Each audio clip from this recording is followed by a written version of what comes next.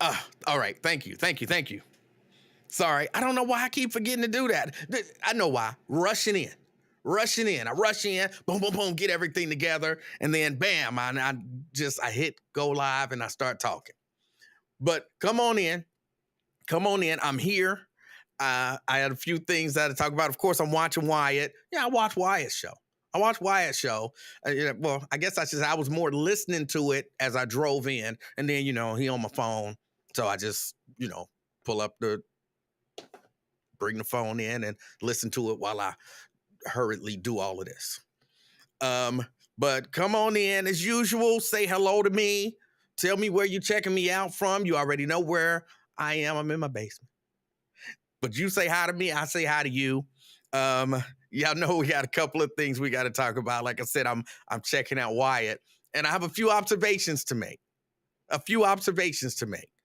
Not specifically about Wyatt. But I have a few observations to make, and I got to follow up a little bit on a conversation that happened yesterday. And, everybody we'll get into it. Let me do the hellos. The sooner I start the hellos, the faster I catch up with them, and then the faster we can get into the show. So how about that? I just go and I say all my hellos. This is an important part of the show to me.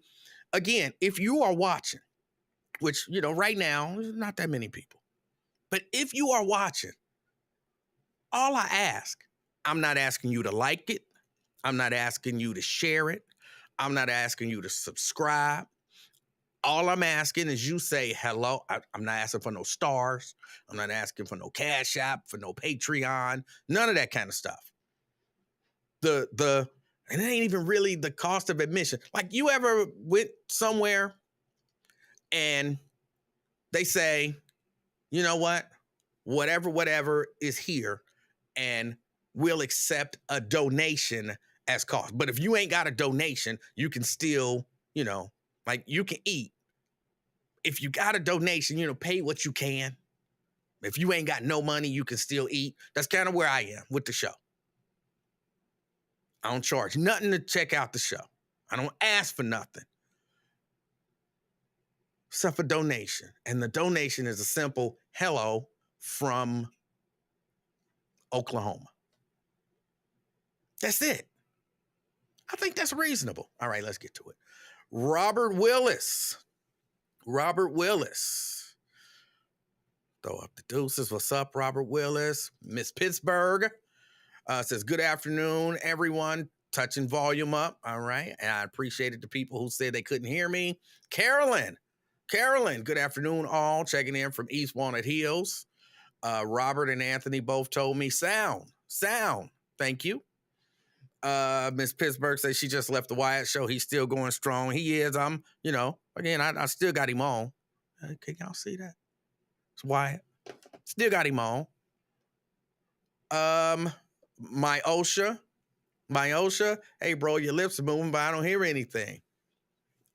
I wasn't actually talking. I was just. No, I had the sound down. Everybody know that. Anthony says, afternoon, fam. Still in hiding. Brent in the house. Good afternoon. Good afternoon, Brent. Checking in from Dallas, Texas. Diane. Good afternoon, Diane. Checking in from Covington, Kentucky. Got Kevin in the house. Kevin says, good afternoon, beautiful people. Sierra. Oh, good afternoon, Kevin. Sierra. Good afternoon, Sierra. She says, happy Tuesday from Boston. Good afternoon, Andrea. Good afternoon, everyone from the downtown office, she says. All right, downtown. Kevin says, Ursuline Academy, picking up my daughter from school. School started, yes. I'm happy about it, and not so happy about it. That little baby got to wear a uniform now.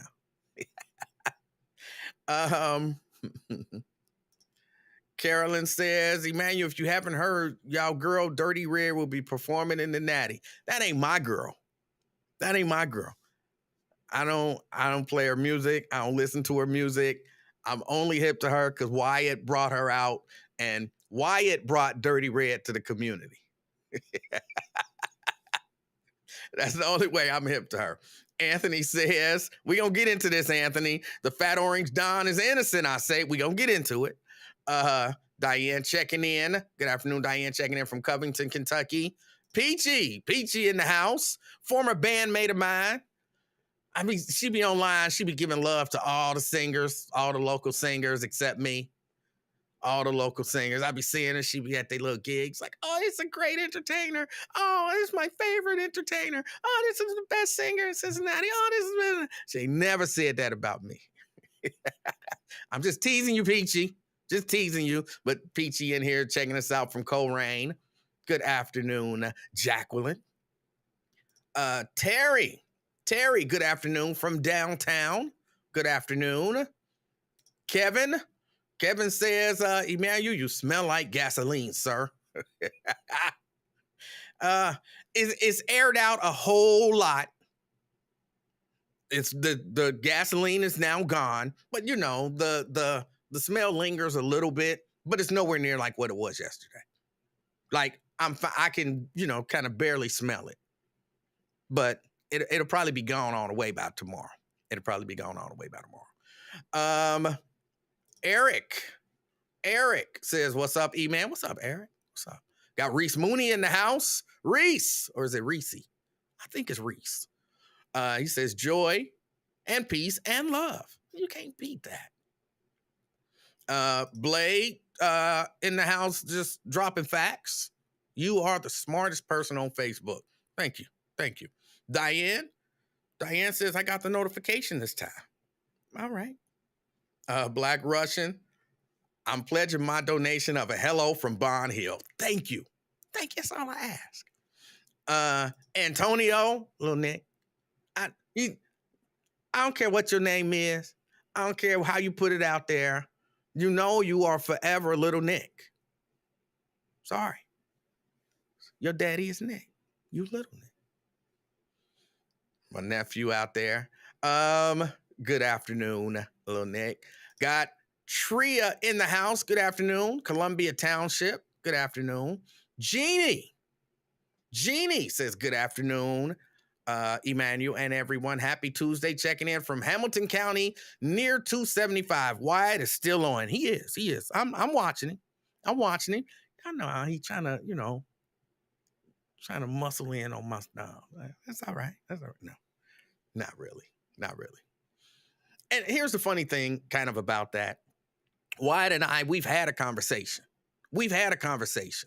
Like, I don't have to, when I say stuff like Wyatt trying to muscle in on my time and stuff like that, I don't have to say, not really, I'm just joking or anything like that. We got the understanding that, jokes is jokes. When he hit me hard, he just hit me hard. You don't have to say, this ain't personal. We got that understanding. Like, if I come for him today,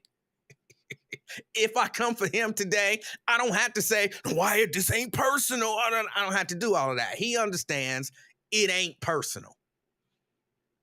And I told him, bro, when you come for me, come for me. Don't take them kid gloves off. When you come for me, come for me.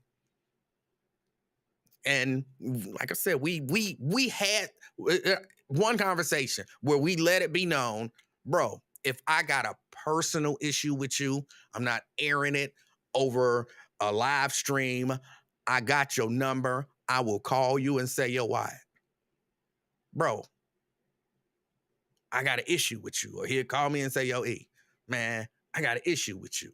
So no matter what you hear, no matter what rumors get put out there, no matter how Wyatt come for me, no matter how I come for Wyatt, it's all love. And if it ain't, you would never know it. Because any issues would be worked out in the background. And that right there, that's the kind of stuff, that's a part of why I like Wyatt. That's a part of why, as he would say, I rock with Wyatt. Because we able to just be two men and have that conversation. Let it be known right out the gate. We ain't beefing. And if we feel like something gonna happen, take that behind the curtain. The world don't need to see two black men beefing. And I appreciate that he like, bro, you come for me when you come for me. I ain't no weak little punk, whatever. I can take it. And I just like I can take a punch, I can throw a punch. And I'm like, I like that. I like that, don't you? And he like, yeah, I know you do. So that's why I like Wyatt. One of these days we gonna do the King and I again. One of these days we gonna do it again. I don't know when. When he stopped being scared, that's when we gonna no. He ain't really scared. Let's see. Let's keep it going. But good afternoon, Jeannie. Paul says Emanuel Livingston and the afternoon experiment checking in from Avondale. Good afternoon, Paul. Good afternoon. Reese says, is that a Boost mobile computer? It's an iPhone, bro. It's the 14. Boost mobile. What you talking about? Brent says you need to have those $100, $50, $20, $10, and $5 lines. I never actually, I don't think I ever saw that at church. I've heard about it. I know that it has existed, but I don't think I've ever actually seen that in church. Let's see. We got Todd. Todd, good afternoon, Todd. Anderson Township, checking us out. Good afternoon. Princess Flower. Princess Flower checking us out. Fairmount, good afternoon. We got Jeanette. Jeanette says good evening. Diane, hope little baby have a wonderful school year. So do I. I'm trying to teach her how to be nice. I might not be the best person to teach her, but I'm trying to teach her how to be nice. Like, just be nice to the kids. Be nice to the kids. She'd be having an issue. She'd be having an issue being nice to people. Let's see. Anybody else?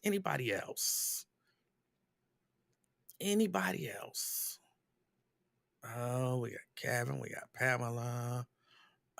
You ran Lincoln Ware away today. So this is the pledge-a-thon portion of the show. Absolutely. Brian Grome Sr. Good afternoon, Brian. Good afternoon. We got Brenda checking in from Fairfield. Lonzo says, what's up?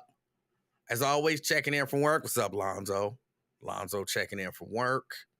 Let's keep it going.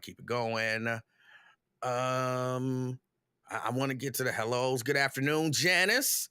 Good afternoon. So happy you and your family survived the fumes. They were just in the basement. Rest of the house was cool. Like if you walked around upstairs, you didn't even know that gas spilled. But you come down here in the basement, the basement, the garage opens into the basement. It's an old house. So it ain't like those new houses where you go into the garage, you open up the door and you like in the kitchen.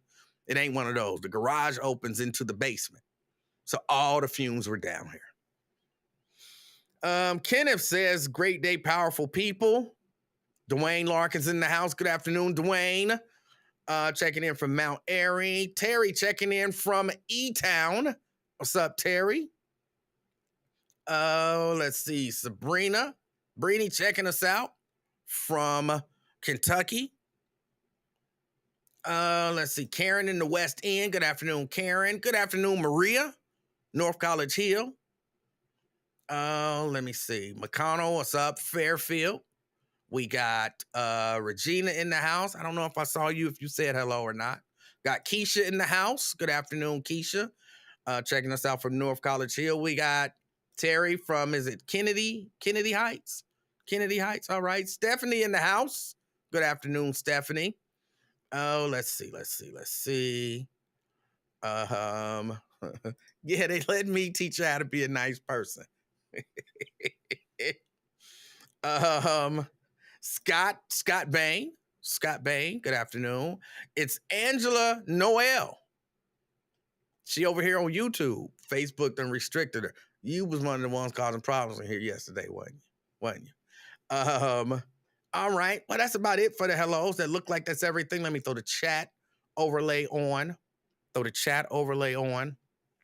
Before I go any further, I do want to say, hold on, we got Daryl. Daryl, say what up, Unleaded, and the afternoon chat crew. Y'all got jokes. Ain't funny. Um, Let me say this before I go on. I thought Wyatt, and again, if you don't watch Wyatt's show, you really are missing out on a good show. Whether you agree with him or not, you're missing out on a good show. And actually, if you really just listen to him, you'll probably agree with him more than you won't. But he had like the perfect start of a show today, in my opinion. It don't get much better than that. Talking about his daughter, he's taking his daughter to school, and just kind of some of the kind of anecdotes surrounding his daughter. And congratulations to everybody, not just to Wyatt, but to everybody who has participated in raising good, productive young people, whether they're going to college or, just moving out on their own, starting a new job or whatever. Congratulations. It's really not like a super easy job. And it is kind of emotional when you pack that child up. When you pack that child up, you put them and they stuff in the car. And basically, they are leaving a child. But when they come back, they're coming back. If they ever come back, they're coming back a young adult.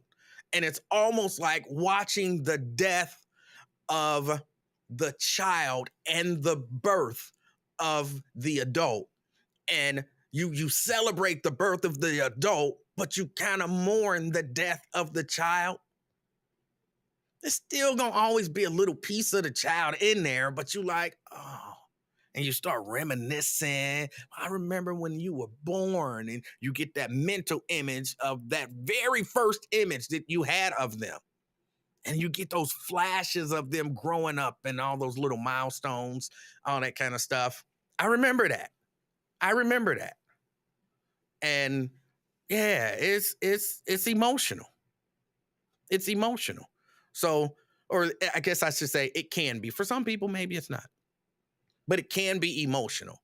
And it's a good thing if you've done a good job. If you've done a good job, it's a good thing. And, just hearing him talk about it, and it kind of made me relive when I packed my daughter up, got all the little stuff, and we drove to Montgomery, Alabama, and I dropped her off. And I'm like, I'm like leaving my daughter. I'm leaving her in another state, just driving away. Now, I'm certain she was like, a little scared, a little whatever, but I'm sure she was excited. Like, yeah, I get to go live on my own. But yeah, it's still so. With it being that season, and I just absolutely love the way that he opened up the show and just being open and honest about that whole fatherhood perspective and the particular dynamic and with him and his daughter and his family. Stuff like that, I think is beautiful. I think stuff like that is beautiful, especially, and some people not gonna like this, but especially to hear a father talk about his child, be it son or daughter. To hear a father who's been in his child's life, their entire life, poured into them, shared the burden with mom, on whichever level. Like, you might not have lived there, but you were actively involved in your child's life. Man, there's something about that. There is something about that that's just like, yeah. Because that I've always felt like, and look, I know a lot of single moms out there do it. A lot of single moms out there do it. A lot of single dads out there do it. But there's something about having both parents actively involved in their child's life that it moves me. So congratulations to Wyatt and to all of y'all who are ushering children into young adulthood. Congratulations. And, yes to a woman if you were single. Yes to a man if you were single and you had to do it alone. But for those people who did it together, I applaud y'all. Sometimes it's hard to work together with, depending on the situation, it's hard to work together with another co-parent. That's what they call it now. Some people make it real difficult to co-parent with. Sometimes you just stick stuff out like, it ain't for me. It ain't about how I feel. It ain't about what I'm thinking. It ain't about this. It ain't about that. It's about we putting on, to some degree, putting on this front for this child because this is what's important. So congratulations to everybody who did that. All right. Now, let's move on and let's get into the show. Let's get into the show a little bit. Interesting that yesterday, for those of you who didn't listen yesterday, shame on you. Shame on you. Yesterday, someone, I believe it was Marquetta, brought up Joe Biden and really brought up Hunter Biden and Joe Biden and tried to connect them with no connection criminally. And I asked the question for about I feel like an hour and a half. One question repeatedly. Where's the evidence? Where's the evidence? Where's the evidence? And I got all kind of answers. In essence, what I was kind of told was evidence don't matter. Just common sense is what matter. And your common sense, in the absence of any real evidence, your common sense should tell you. Nobody said those words. But if you were watching yesterday, you saw that was kind of the idea that was put out there. That was kind of the idea that was put out there. Evidence don't really matter. Common sense matter. Okay. I said I'm going to look some stuff up before I, come on today. And I did, and we're going to get to it. But then something happened last night. Late last night. I'm watching Raw because, it's Monday night. What else is a grown man supposed to do on Monday night other than watch wrestling? No self-respecting grown man was watching anything else. Wrestling. And then flipping through channels. And I see where the DA in Fulton County is about to, the grand jury is voting now. They're voting. And I'm like, oh, wow. This is some late night stuff. You don't normally see this and everybody know what's happening. Wow. Well, let me, stick around and I'm, watching wrestling and flipping back to the news channels. I was flipping between CNN, Fox News, and MSNBC. Because I like to watch Fox News to laugh at them sometimes. So I'm flipping, back and forth. And then they're going to hand down an indictment. And I'm like, all right, let's see what happens. So I'm watching. And then they're like, oh, we saw the cover sheet. There are 10 indictments. I'm like, okay, yeah, 10 indictments. But they don't know what they are. They ain't really, certified or released anything yet. And they follow them and they certify the stuff. And I'm like, oh my goodness. So now we got some indictments, but I don't know exactly, what they are. They didn't know yet. Well, in a press conference, it was around 11:30-ish, somewhere around in there. The DA comes out and she says, look, the grand jury met, the grand jury voted. We got some indictments. And she laid out 18 or 19 people who were indicted. She called all them by name. She called them all by name. And she said something that was really interesting to me. She said, and of course, this is not a direct quote. She said, this is an indictment. This is not proof of guilt. This is an indictment. My office still has to present evidence to a jury to get a conviction. And I thought, she understands how the system works. Like, she's the DA and she actually understands how the system works. She understands that filing an indictment is not evidence of guilt. It's just a charge. Like, she get it. And she's like, look, we got to prove beyond a reasonable doubt to a jury that he's guilty or that they are guilty of these crimes. I'm like, all right. So I like that because I feel like that's what I had been saying for an hour and a half on, earlier in the day. So I'm like, okay, so everybody will maybe understand what I was saying, when I tune in tomorrow. Everybody will understand what I was saying was like, just because they charge, and by the way, the information that I have is it's 41 counts. 41 counts total. So I'm like, so everybody will understand that what I was doing yesterday was not defending Joe Biden. I was saying basically what she's saying. Like, I don't care how many articles of impeachment or impeachment probes or any of that kind of stuff, that stuff is not evidence. They still have to present evidence to find Donald Trump guilty. And I'm like, okay, so people will wait for that. But I remember how people were bothered with me because I was asking for evidence. I remembered that. I remember that feeling of frustration, like, how do they not understand what I'm saying? I'm like, so, maybe now they'll understand it. So, I'm watching, I'm paying attention. And here's what I learned. People really care about evidence. People really just care about how they feel. People really just care about how they feel about a thing. Because I noticed that, when people started talking about Trump and Trump's indictment, an actual indictment, it's like, I'm gonna wrap it all up into one little saying.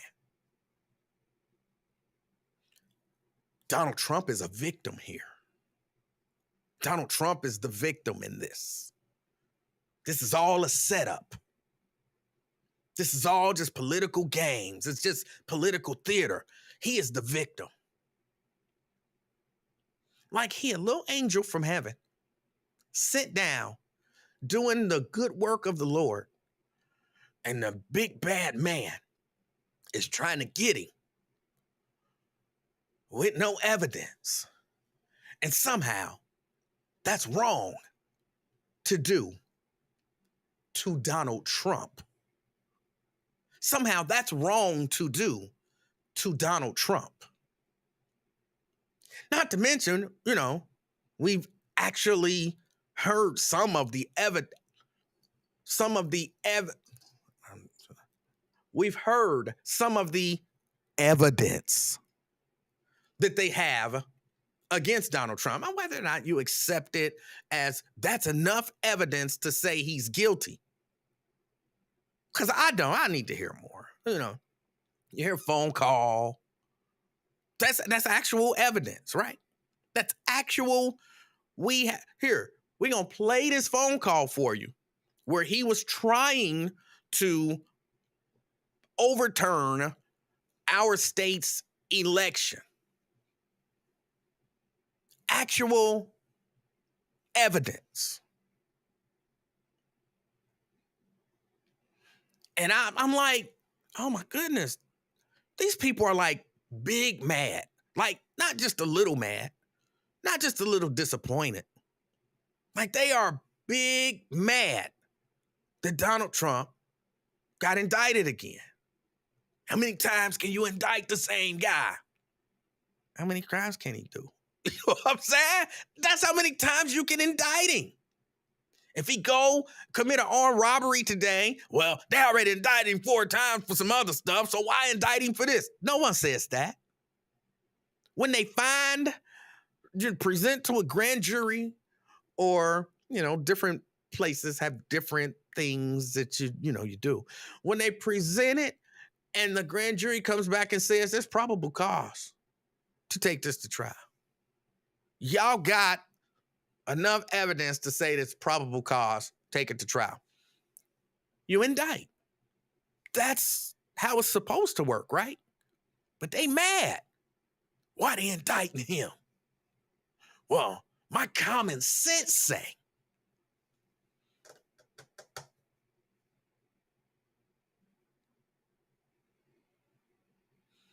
My common sense say Joe Biden is a part of a criminal enterprise. My common sense tell me, absent evidence, my common sense tell me Joe Biden is the head of a criminal enterprise. I wish you had some evidence to back that. No, my common sense tell me. Okay. Donald Trump, this is all some sort of a trick to get y'all, and but they got evidence. But you know how easy it is. They can just manufacture some evidence. I heard some of the evidence, and I didn't hear basically an admission in the evidence. I heard him say, find me 11,000 whatever votes. I didn't hear him say cheat and manufacture 11,000 whatever votes. He didn't say go break the law and get them. You got any evidence that says Joe Biden said, Hunter, go scam them people? My common sense tell me that. What about evidence? Evidence matter for this guy. And you got some evidence over here, but you dismiss it because it ain't strong enough. It's not an actual admission. As if Donald Trump would have made that phone call and said, look, I need you to violate Georgia election law and steal this election for me. Short of that, the evidence ain't no good. Short of that, the evidence ain't no good. Unless they got him on tape actually saying, go violate the law and steal for me. And that's just a trick. It's a trick. It's a trick. Now look, here's why I am with Donald Trump and his indictment. Simple to me. I hope you get a fair trial. And if they don't prove with evidence beyond a reasonable doubt that he violated the law, I hope he goes scot-free. And if they prove beyond a reasonable doubt that he violated the law, I hope he's convicted. But I want evidence to be used in both cases. And again, I don't understand why people keep trying to trick people into rolling with the Republicans. Because here's what get me. Some of these people will say, Democrats don't like you. Democrats and Republicans, neither one of them like you. Okay. But they trying to railroad Donald Trump. Oh. They want y'all to be Democrats. Y'all need to be more open to something else. What's the something else that you're suggesting that I be more open to? Well, I'm not going to say it's the Republicans, but it ain't the Democrats. Oh, you're right. Because I'm supposed to be, you like Democrats. You should be open to something else. I'm not saying be open to Republicans. I'm just saying Democrats don't like you. So be open to some. Come on, we know what you're saying. We know what you're saying.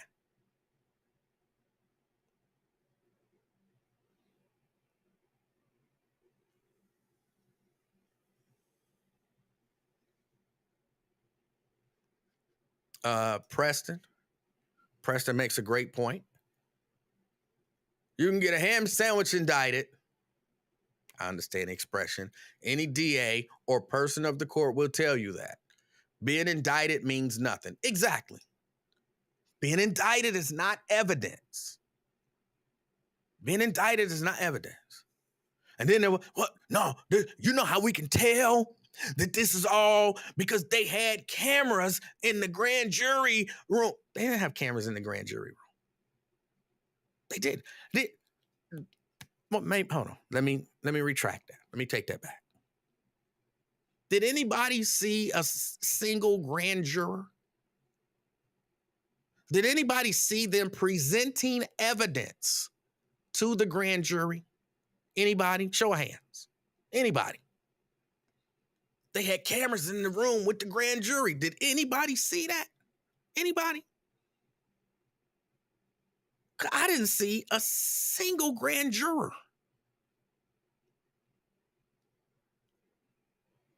Now, I saw them walk the documents out that had already been, done, whatever. And then I saw the clerk, I guess, sign or initial them. And then I saw them take them over to the judge who, kind of went through them. And I don't know if he signed them or initialed them and then he gave them back to the clerk. But I didn't see no grand jury testimony. Did I miss that part?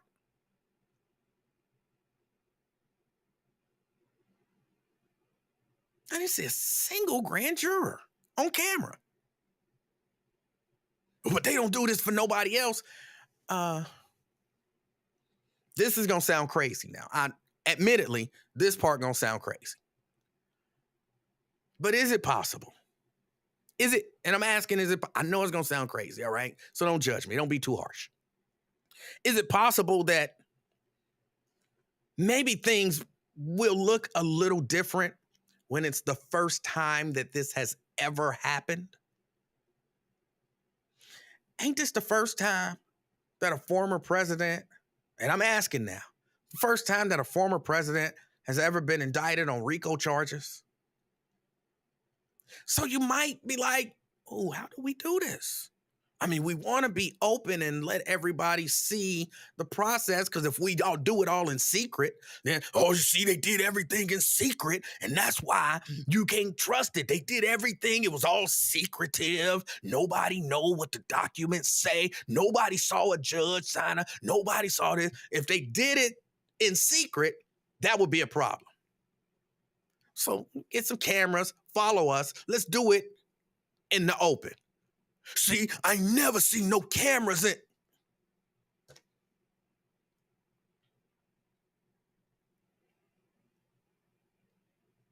There's no playbook for this. There is no playbook for this. None. And now they mad. I bet now they want to see some actual evidence.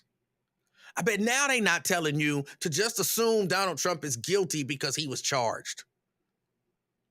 Yesterday, they investigating. That's evidence of guilt. Today, he's indicted, but that don't mean nothing, because it could all be a trick and a game. Me, I'm trying to be consistent. All right, let me tell you where I am. This is real simple. Who do I start with? Do I start with Biden or do I start with Trump? Let me start with the parties. I believe the Republican Party is a hate group. Now, when I say a hate group, I mean they're a group of people bound together by different things that they hate. They're not bound together by any hope or anything aspirational. If you look at almost everything that they do, it's based on there's something that we hate that we want to see stop. There's something that we hate that we want to see not go on any longer. So I say they're a hate group, and they don't like you. Not just you black people. They don't like your black ass either. But I mean, just period. They care about their own interests. But they're mostly bound together by different things that they hate. All right. Democrats, they're bound by their own interests. They don't care about you. They'll put it out there as if they care about you. Like they know how to work it. Like instead of saying, we hate you, so we want you to stop doing this, they'll figure out some other way to say it. But it ends up being, we don't really care about you, but we want this to happen because it benefits us.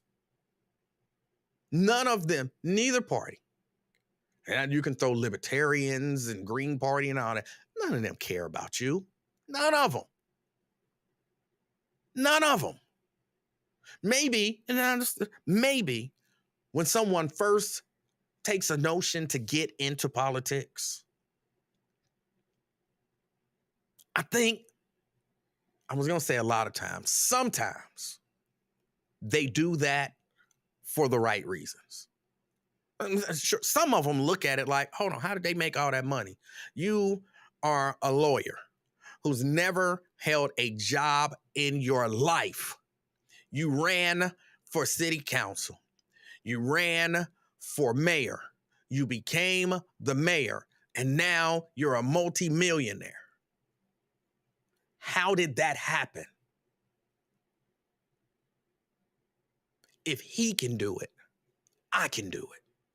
So I'm getting into politics. It's not always, but sometimes people look at it and they're like, you know what? We got issues. I don't think that our government is serving our people. And I want to get in there. And when I get in there, I want to think about the people and make some change. I think you have both of those things happen. Of course, the ones who get in for the money, they in it for the money, probably all the way through. The ones who get in wanting to see change and do good, here's what I think happens to the overwhelming majority of them. They look at it and they like, hold on, I was coming in here for change, but I see the big picture now. I'm this little cog in this gigantic machine. I can't really make substantial change in this gigantic machine, but I can, as this little cog, work my way up and make some money. I'm already in here. I see how everybody else do it. Like, he was a lawyer who had never had a job before, and he parlayed that. Now he's a multimillionaire. I actually got like stuff that I can offer, and I can become a multimillionaire. And all I have to do is stay here because ain't nothing gonna change. Like, I'm looking at the whole machine. This machine is a well-oiled machine. If I stay in here trying to do what I came in to do, I'm gonna be ineffective. And then I'm gonna be voted out. And guess what? They're gonna replace me with somebody who come in here and say, let me play the part and let me make this money and keep the machine going. So what the heck? I can play the part and keep the machine going, and maybe I can do some good still. I think those are your two categories. So they all care about themselves more than they care about you. They all care about themselves more than they care about you. All right. So we've said that. And I mean it. I know it. I see it. But then you do have two sides. You do have two sides. And it's always funny to me. Well, they don't care about you. They don't care about you. Them Democrats don't care about you. You on the plantation. You need to get off the plantation. Where should I go when I leave the plantation? Well, I'm not saying to be no Republican. I'm not a Republican. I don't support, Republicans like that. So I'm not saying be no Republican, but why would you be a Democrat? Well, what else should I be? I'm not saying to be no Republican, but the Democrats don't care about you. Do the Republicans care about me? I'm just saying the Democrats don't care about you. What you think? Getting a seat at the table means something? Well, it kind of do mean something. Having a seat at the table means I have some level of influence potentially. Not having a seat at the table means I have a zero level of influence potentially. Well, if having a seat at the table is important to you, to get played because you got a seat at the table, to get those crumbs that they're willing to throw you because you got a seat at the table, then go ahead, have a seat at the table. if that make you feel good. But you really just, you still on that plantation. You need to get off the plantation. When I get off the plantation, where you want me to go? I'm not saying be no Republican. They not that. I'm just saying the Democrats don't care. Oh, I'm confused now. I'm confused. What am I supposed to do? What am I supposed to do? We know what you want us to do.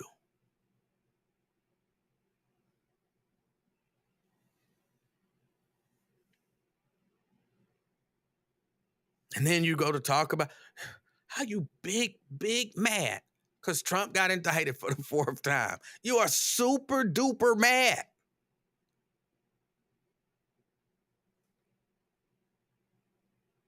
That indictment means nothing, but, there's an inquiry about Joe Biden and what he did with his son. So, he guilty. And so I said yesterday, I'm going to look for evidence. I'm going to look for evidence because I'm open. I'm open. And look, for everybody, look, neither party don't care. Don't neither party care. They both don't care. Why are we talking about Republicans and Democrats? Why are we talking about Republicans and Democrats? That's like the people who saying don't vote. Don't neither one of them like us, so just don't vote.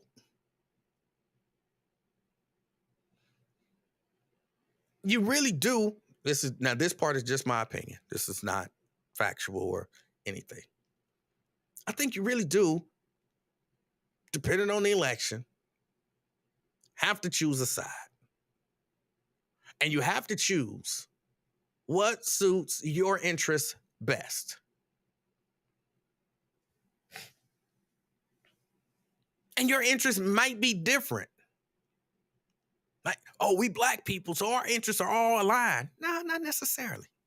Not necessarily. You're a rich black person. I'm a poor black person. You live in a really nice neighborhood, like very little crime, all that kind of stuff. Your interests are, your money, your 401k,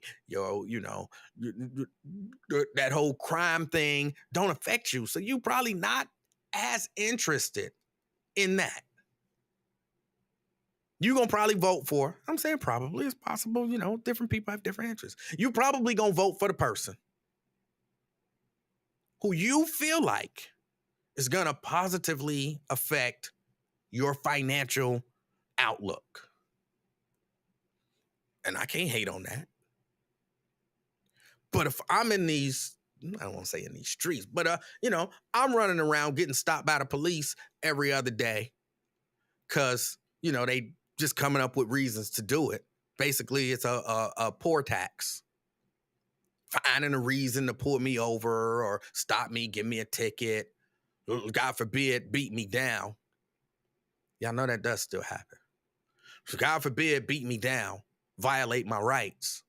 My interest is probably less about money, less about my 401k that I probably don't have anyway. Mine is probably more about getting these dudes off my back. If I live in a neighborhood that's crime-ridden, stop this crime. What can y'all do? Who got the strongest message on crime? Even though we talked yesterday, ain't nothing for the most part they can do to stop crime. But it's a messaging thing.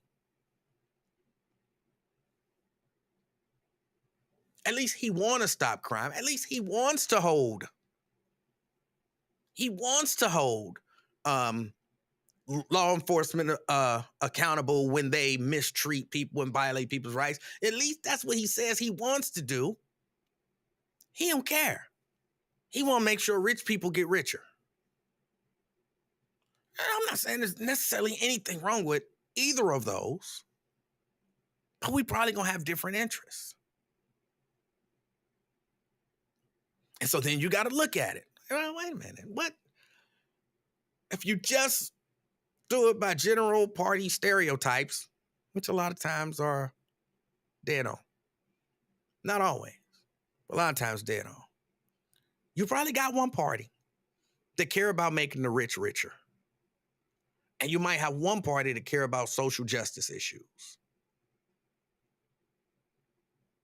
So you probably, depending on your situation, gonna lean more to one party or another. But why are we even talking about this? Let's not talk about that. Let's not do this. Let's not do that. Come on. We really want a situation. We really want a situation where Black people don't discuss or think about politics. That's what we want. Well, we, put our head in the sand and pretend like politics don't exist because both parties don't like us.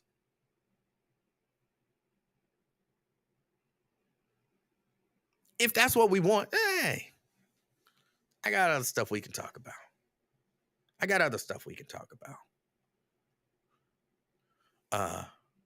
Lizzo, she being sued. We can talk about some of the details. No, that's cool for sometimes. Just like politics is cool to talk about sometimes. And it is very important. Well, why is everybody talking about Trump? Why is everybody talking about Trump? They frustrate me when they ask that question. Because to me, that's a silly question. It's a silly question.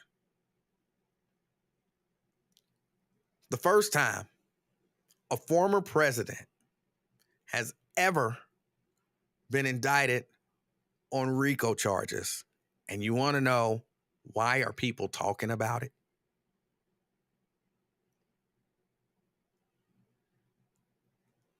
Come on, that don't even make sense to me.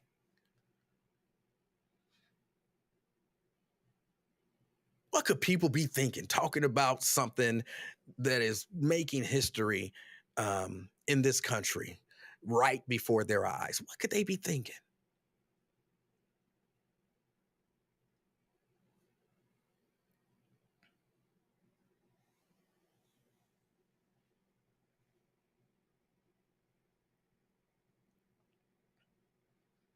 But I said yesterday I wanted to look into the Biden family investigation because I want you informed.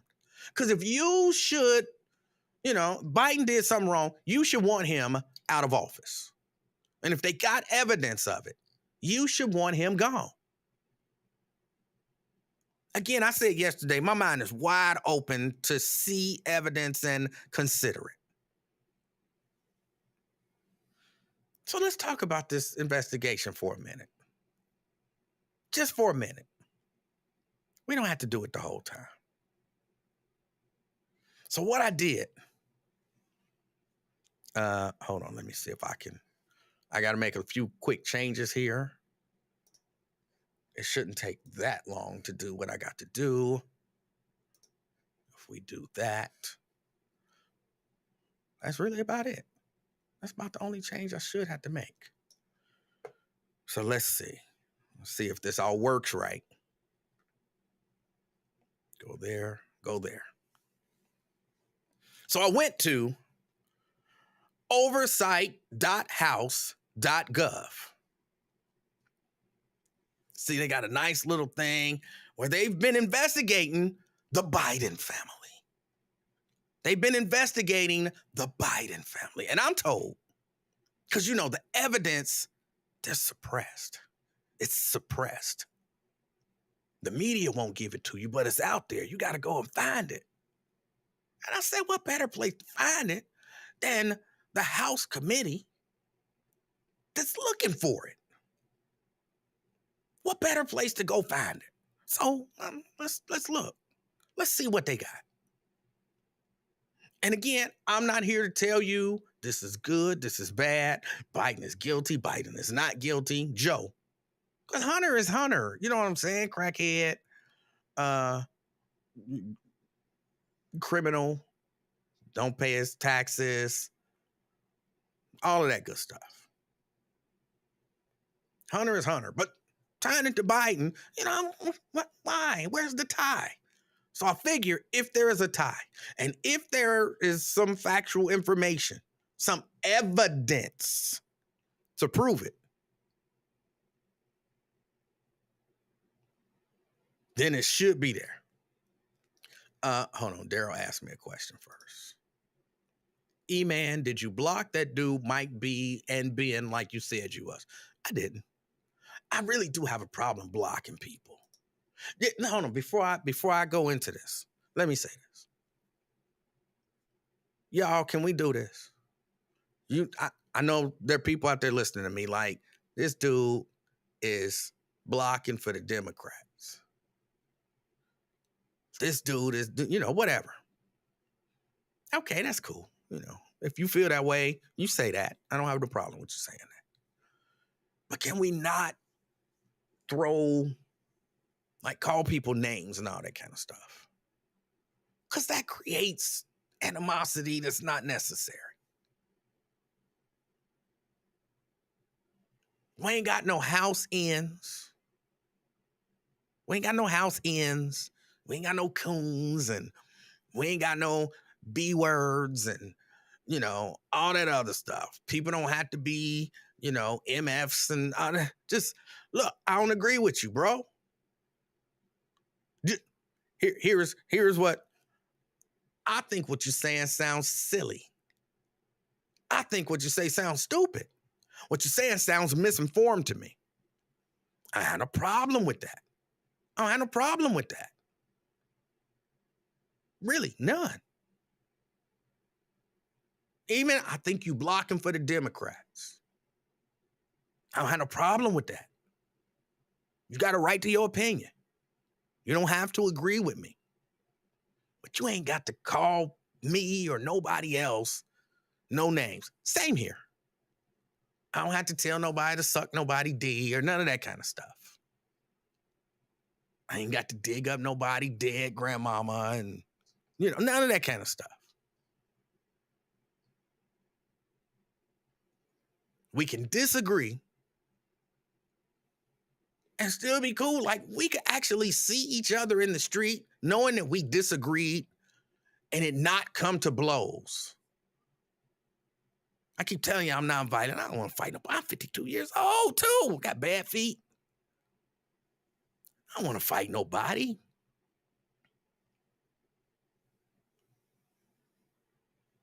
If you're wrong, in my opinion, I want to disagree with you. I want to vigorously disagree with you.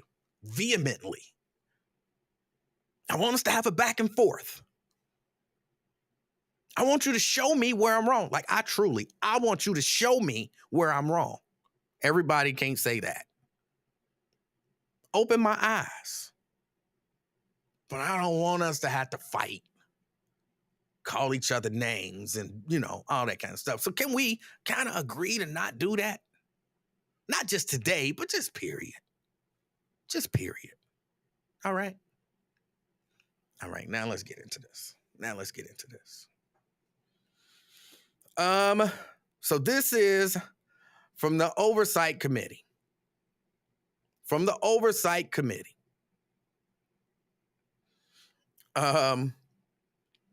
The Biden family investigation. Chairman is James Cromer. I don't know if y'all could actually see this, but I know it's really tiny on my screen. Oversight Committee Republicans are investigating the Biden's family domestic and international business dealings to determine whether these activities compromise U.S. national security and President Biden's ability to lead with impartiality. They say, and hold on, let me be clear here. This is not, how do I say it? Like this statement right here, it's not actual evidence. This is people's opinions. So, because this next thing says, members of the Biden family have a pattern of peddling access to the highest levels of government to enrich themselves. Like, that's not a fact in evidence. That's the opening statement to an investigation led by Republicans. I might make that distinction a few times. Because some people say, well, it say it right there on the paper that the Biden family have a pattern of peddling access to the highest levels of government. You said you wanted evidence. There you go. That's not evidence. That's some person saying that. See, that's the difference. Evidence versus, something that somebody said. Totally different. I know it seems y'all watching like, Emanuel, it's ridiculous that you would have to tell people that. But you do. Some people will read that and think, that proves it right there. It don't. That's what they're trying to prove. That's what they're trying to prove. Often to the detriment of U.S. interests. They say we are fully committed to following the Biden family and associates' money trail, consisting of many complex international transactions worth millions of dollars and providing answers to the American people. The American people deserve to know whether the president's connections to his family business deals occurred at the expense of American interests and whether they represent a national security threat. And again, that's not actual evidence. Think of it as an opening statement. Remember my cousin Vinny? And the prosecution gave a great opening statement. Like, these two boys went into the sack of suds. They shot the clerk and they left. That's the equivalent of that. And what else I'm about to read. It's like the opening statement. It's not a fact. It's not a piece of evidence. All right? I just want to make sure we understand this, because people going to walk away like, see, he reading the evidence and he don't see it. It's right in front of his face. That's not evidence.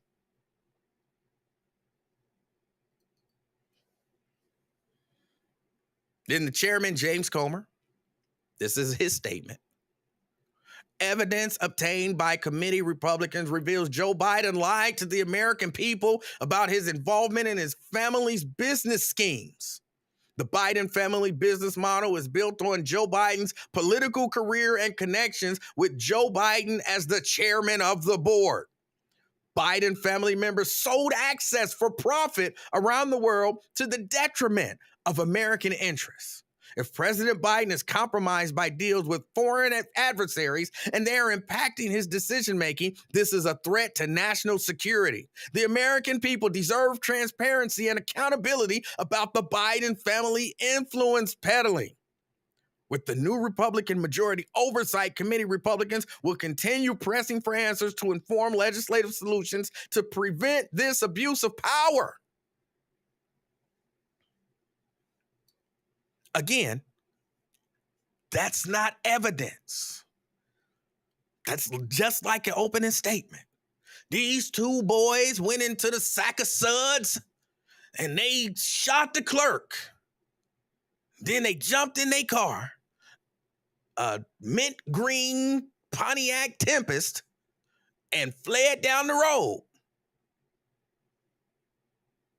None of that is actual evidence. Okay?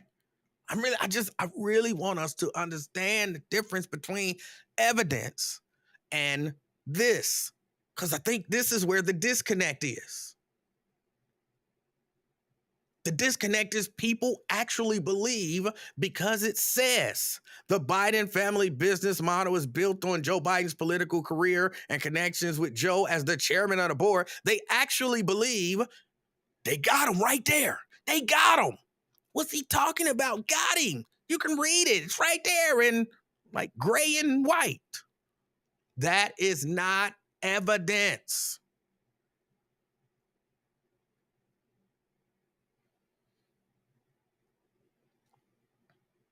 Now they go into what the key evidence is. Again, I don't know if y'all can see this. I saw somebody said that it's small. It's small. So they get into his foreign business dealings. Let's see, which way do we want to go? I think the most damning piece of, if you want to call it evidence, is this press release where they have transcribed this interview from Devin Archer. Let me see if this is it right here. All right. So let's go through this. I'm not going to read it word for word. We're not going to do the whole thing. And you can always, of course, go here. I just Googled. What did I Google? Let me see. Let me tell y'all what I Googled. Biden family investigation. You can Google this. And you can read this report that some people actually believe is actual evidence. But hold on, let me pause for a second. Let me be clear about why I'm doing this, or why I think it's important to kind of go through this, at least for a moment. I think it's important because, again, you have people accusing people of, being foolish and, being a blocker for this and all of that kind of stuff. And you have another group of people making a really terrible accusation against the sitting president of the United States, which, again, I actually don't not believe it. I'm not here saying I don't believe Joe Biden would do something like that. No. And I don't think any of us are saying that. I think what the majority of us are saying on this side of it is, where's the evidence? You tell me that he's the head of a crime family. Okay. Show me some evidence that he's the head of a crime family. And then that question just stays out there floating in the air. If I told you Donald Trump is the head of a crime family with no evidence, you'd be like, bro, show me some evidence. Anybody can basically charge and or investigate anything. It does not equate to evidence. And when they ask even these people, because they ask these people, you see them. They do it on Fox News. I've seen Fox News hosts say to these people, hey, what is the evidence that Joe Biden participated in or committed any sort of criminal act? And what do they say? We're working on that. But you want me to be ready to impeach him when you have no evidence of it. Get some evidence.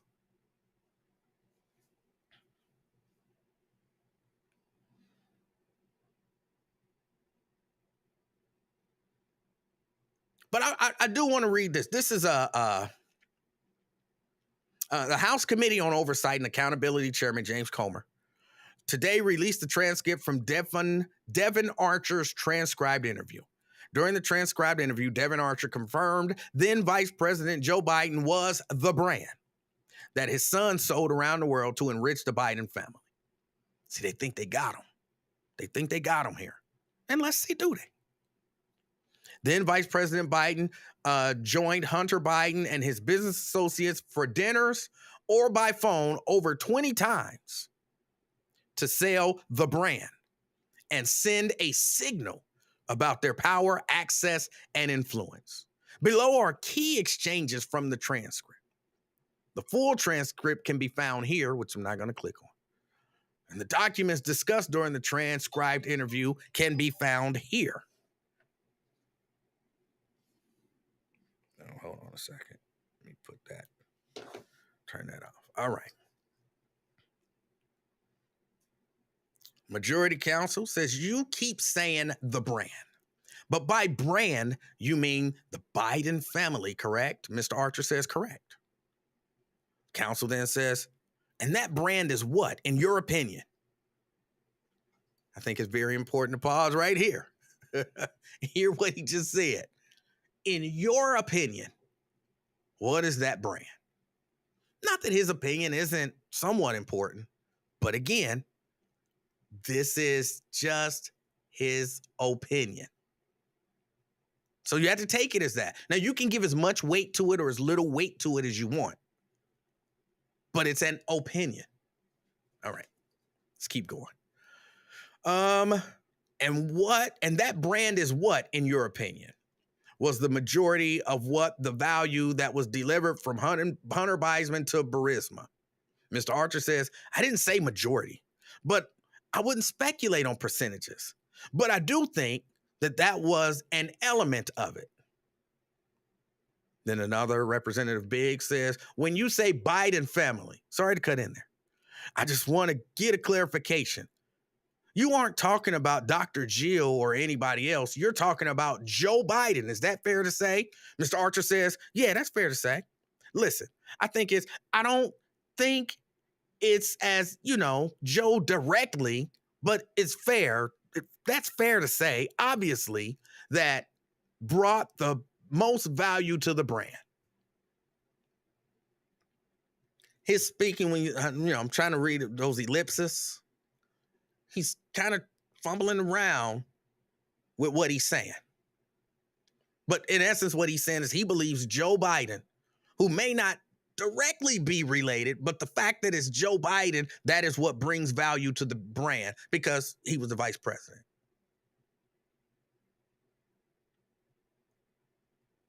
Majority Council says, this is a different portion, that Hunter Biden was adding value. His value that he was adding was, in part, as you said, his family. Mr. Archer says, the Majority Council says, and so what is your basis for knowing that? And Mr. Archer says, my basis for knowing that? Well, I think there are particular, objectives that Burisma was trying to accomplish. And a lot of it's about opening doors, globally in DC. And I think that, that was and then obviously having these doors open, sent the right signals, for Burisma to, carry on its business and be successful. So somebody correct me if I'm wrong here. Here is what's being said. Hunter Biden used the fact that he was the vice president's son to basically say, I'm a part of the Biden brand. And being able to walk into different places and say, my daddy is the vice president, will get you some attention. That's the gist of what's happening here in this interview. That's what Mr. Archer is saying. That's it.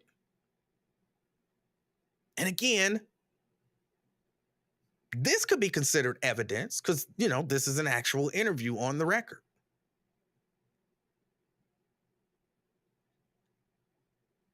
But it's kind of a narrative. So then you have to decide how much weight do you give to Mr. Archer's testimony? Number one, that his opinion is true. And then even if you accept it as all true, what so far has Joe Biden done except be used as the brand? Let's keep going. It's not very long, and we're going to go through all of this, and then we're going to move on. It's a different part. Mr. Archer says, my only thought is that I think Burisma would have gone out of business if it didn't have the brand attached to it. That's my, only honest opinion. But I have no basis for never heard any conversations.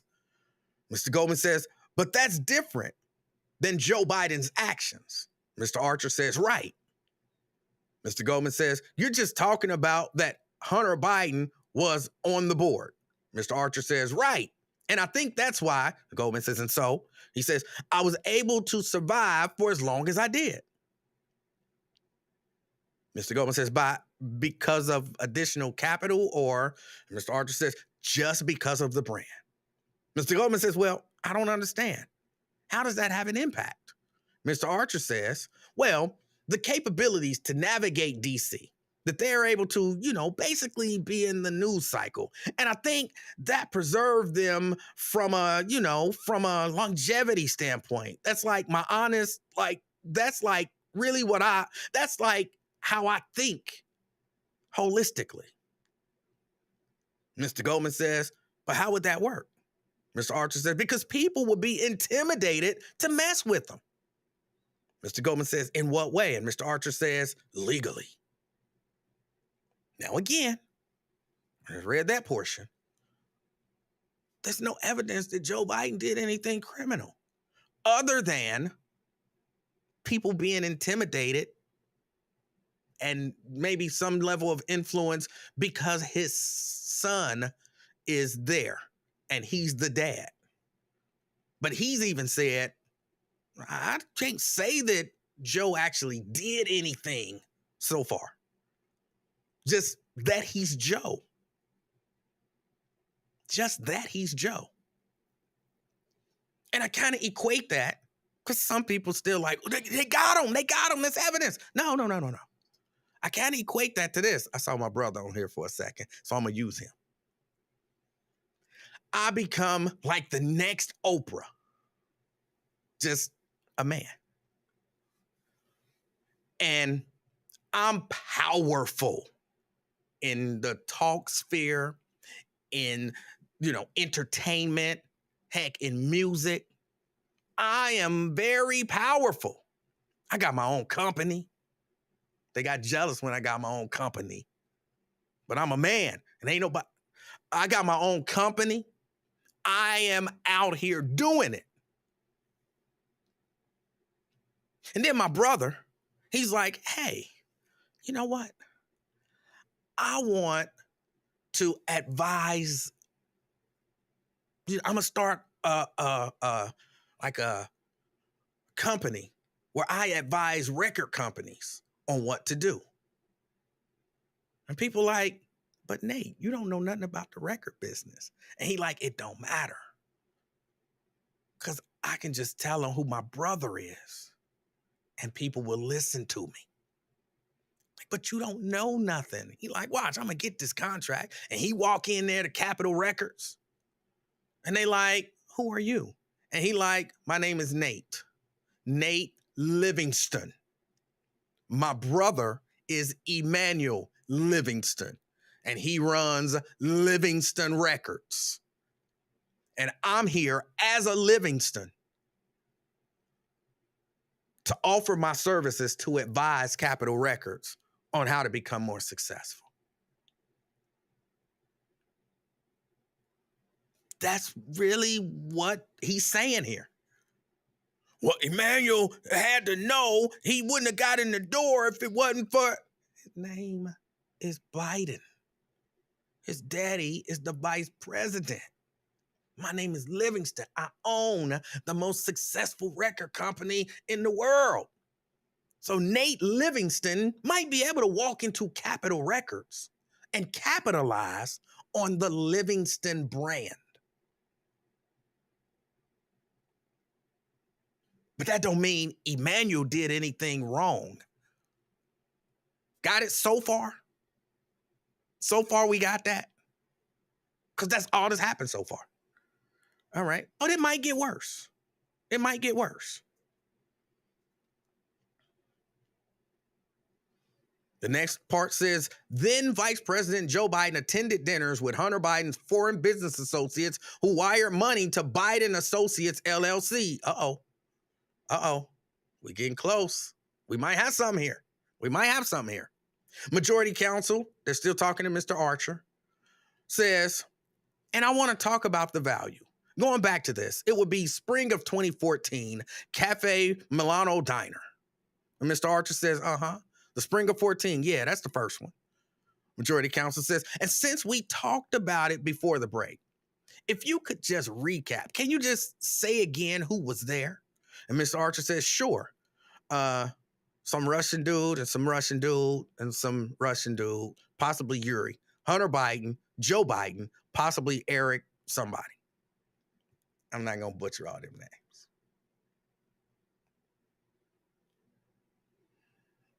Majority Counsel says, The duration of time that Joe Biden stayed there, you said that you couldn't recall, but do you recall whether he had dinner or whether, and Mr. Archer says he had dinner. Yeah, I recall that he had dinner. It was a regular, not a long dinner, but dinner. Majority council says. And so this dinner takes place in spring of 2014 approximately. But then do you recall getting a wire on February 14th of 2014 from Yolano, whoever, for $3.5 million to Rosemont, Seneca, Thornton? Mr. Archer says to Rosemont, Seneca, Thornton? Majority council says yes. And he says yes. And why I remember this is from other testimony. Yes. So, all right, you might have something here. So let's go back to my scenario. I like to make it make sense. So I'm over Livingston Records. Nate is now talking to Capitol Records. He's talking to Arista Records. He's talking to Epic Records. He's trying to get deals with all of them. And he's like, I can advise you. You pay me some money and I can advise you. And they like, all of them, like, let's go to dinner. Let's have a conversation about it. And then Nate called me like, bro, I'm about to have dinner with these record company execs. You know, they all look up to you because, you know, you are Emanuel Livingston. Why don't you come and have dinner with us? It'll do a lot to, you know, make me look good. And I'm like, all right, I'll come and eat. All right, that's all I want. So then I go, I sit down with the head of Capitol, Arista, Epic, etc., and Nate. All right, good dinner. You know what I'm saying? Got my steak extra, extra, extra well done. Good, good. All right, y'all. That was nice. Nice meeting you. Nice meeting you. Nice meeting you. Nice meeting you. All right, Nate. Talk to you later. Boom, I leave. Say a few days later, they like, all right, Nate, you're hired. What did I do wrong? What did I do wrong? Well, but you knew Nate was trying to get that deal and you went to dinner. I didn't push Nate I just showed up to dinner to support my brother who's trying to get this deal. You could say that's bad. You could say that's bad. Is that criminal? Is it criminal? You decide. I can't decide for you. Is that criminal? I'm reading this because I think this is one of the most powerful pieces. This is one of the most powerful pieces of evidence that they have against Joe Biden. Majority council says there's a wire, an incoming wire to the Rosemont Seneca Bohai account for April 22nd of 2014 for $142,300. Soon thereafter, there's an ongoing wire, which appears to be the next day, to a beneficiary of Snyder Mason Motor for the exact same amount. First off, our understanding is that Novitas Holdings is associated with one of them Russian dudes. Mr. Archer says, that's my understanding. Majority council says, why did Rosemont Seneca receive this $142,000 payments from this Russian dude? Mr. Archer says it was for a car. Majority council says, for whose car? Mr. Archer says, for Hunter Biden's car. Majority council says, was this a Porsche? Mr. Archer says, it gets a little foggy here. I believe it was a Fisker first and then a Porsche, but it was, it was. Majority council says, for an expensive car. Mr. Archer says, for an expensive car, yes. Majority council, all right. Let's move on to the second dinner. Mr. Archer, the second dinner? Majority council, the spring 2015 Cafe Milano. Who was there? Mr. Archer says the dinner was, I think we went over it before, but it was Vadim, Hunter, Joe, myself, Kareem, a Greek Orthodox priest, maybe someone from World Food Program. Majority council says, and what did Joe do at that dinner? Did he have dinner? How long was he there? Mr. Archer said, he had dinner. He had dinner. And there was, on that one, I believe the first one was like a birthday dinner. And then the second was, I think we were supposed to talk about the World Food Program. So there was some talk about that. So, here we go. Joe ate dinner again. They might have him. This N done ate dinner twice. Now, I was, of course, being silly, but look, that does lead you to believe that, he is cool with being used, with his son using him to get these contracts. But again, my question is a simple one. Is that illegal? Let me take Nate out the picture, right? Y'all know got that little baby. Got the little baby. Little baby is a little groaner now. Because it took me some time to build this record empire. And let's say little baby can't sing, can't dance. But the little baby trying to get a record deal. I'm not giving that little baby no record deal. She can't sing, she can't dance. I'm not. But she go to Capitol and Arista and Epic. And she trying to get a record deal from them, but she like, Daddy, grandfather, you are still over Livingston Records. And everybody respects you. I'm not trying to get a deal from you, but could you at least go to this dinner with me? It'll look good. And I'm like, well, baby, you can't sing and you can't dance. Ain't nobody giving you no record deal. And she like, they're interested. But if you come, grandfather, I think it'll work. And I'm like, all right, I will go. I'll go. And there's somebody else there about something or another. I don't know what, Habitat for Humanity. There's some Habitat for Humanity people there too. And a Greek Orthodox priest. So I'm like, all right, I'll go. Now during this dinner, while I'm eating my extra well done steak, me and the dude from Habitat Humanity are just talking about Habitat for Humanity. The Greek Orthodox priest is, he there doing whatever Greek Orthodox priests do during dinner. And the little baby is talking to the people from Epic, from Arista, from Capitol. When it's all said and done, she get a record deal.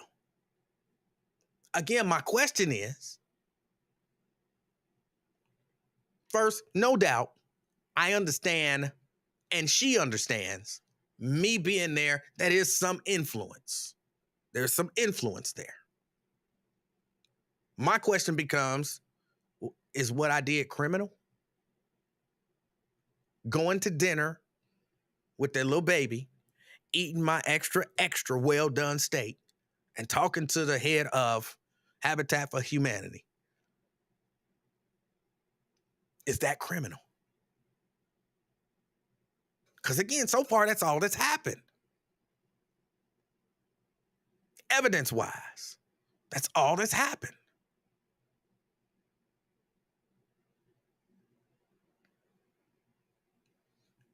Majority Council. Now, this part is about Joe Biden being on speakerphone. All right? So this is important. If he was in business meetings, negotiating deals, this is important stuff. Majority Council.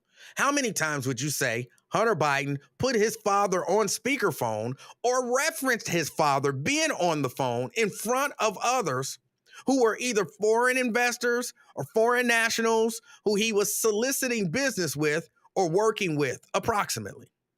Mr. Archer says, approximately? The differentiation between investor and normal course of day, that's a very hard thing to speculate on, but they spoke every day. He acknowledged that they spoke every day. And he would sometimes make it apparent that he spoke to his dad, and sometimes he would put him on speaker. But as far as quantifying the number, relative to investors, I don't know. Majority Council says, not necessarily investors, but with people who Hunter Biden was trying to either get business with or make contacts with or add value to. Mr. Archer says, in my whole partnership, maybe 20 times. Majority Counsel says, and during those 20 times, did Hunter Biden ever place his dad on speakerphone? Mr. Archer says, yes. Majority Counsel says, but if I were to just call my dad right now and put him on speakerphone, and we were in a professional business meeting here, would that be odd to you? Mr. Archer says, would that be odd to me? Majority Counsel says, yes. Says, Mr. Archer says, that would be odd if you called your dad right now.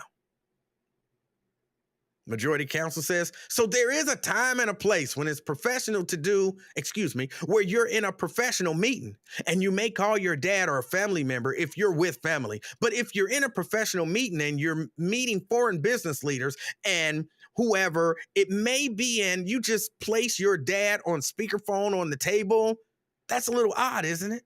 Mr. Archer says, that is a little odd. I mean, it's not odd. I mean, it's quite obvious what we're talking around. Majority Counsel says, so what are we talking around? You're talking around it. And so I'm just like, to get it out, what are we talking about here?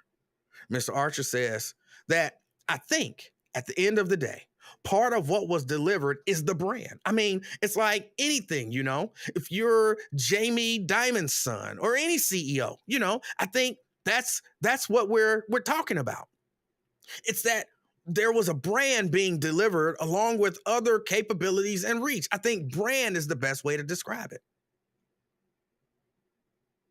Majority Counsel says, okay, going back to the calls that Hunter Biden will put on speakerphone with his father and others. Can you describe what the other people would say, if you can recall, after Hunter Biden did that? Because I'll tell you, just from an everyday American, if someone were to put the vice president of the United States on the phone in front of you, it'd be pretty impressive. And Mr. Archer says, absolutely.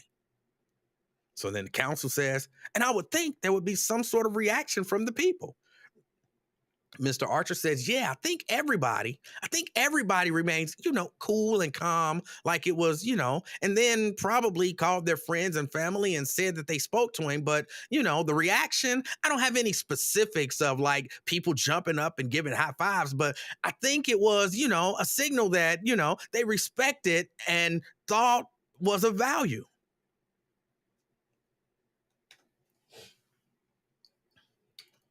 Did Joe do anything criminal yet? I'm not here to tell you whether or not he did. All right, the little baby's still trying to get a record deal. She can't sing and she can't dance. I'm over Livingston Records. But she go in meetings, and while she in the meeting, she pick up the phone and she called me. Like, hey, grandfather, what you doing? How's everything going? I'm on the phone with my grandfather, Emanuel Livingston from Livingston Records. Yeah. How's everything going? Oh, I'm in this meeting. I'm trying to get this deal together. I don't know if it's going to happen, whatever. And one day she's in the meeting, Capital, Epic, RCA. And she like, hold on a second. And she calls me and put me on speakerphone. Hey, grandfather, you on speakerphone? How you doing? I'm in this meeting with the guys from Capital and RCA and Epic.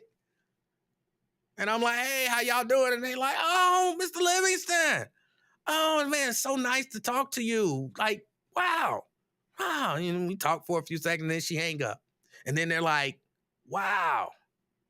We just talked to Emanuel Livingston. He was on the speakerphone. Wow. Did I do anything illegal? Anything criminal? Because again, that's what this stuff comes down to. I'm about finished reading. I'm about finished reading this.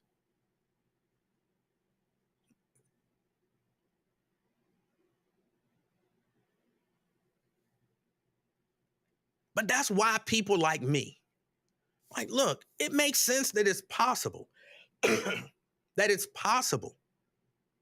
that Joe Biden did some illegal stuff. It makes sense that it's very possible.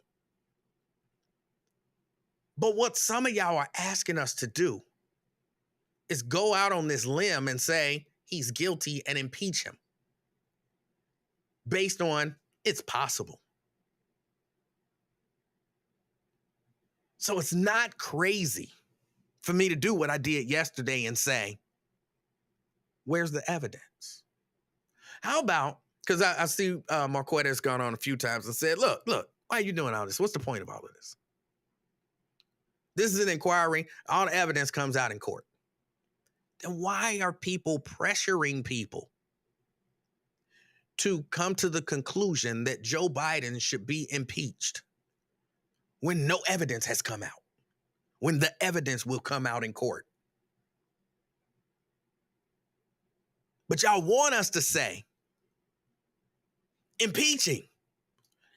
Hunter is a crackhead and he made a whole lot of money off of the crackheadness. And all we saying is, show us the evidence. Show us some evidence.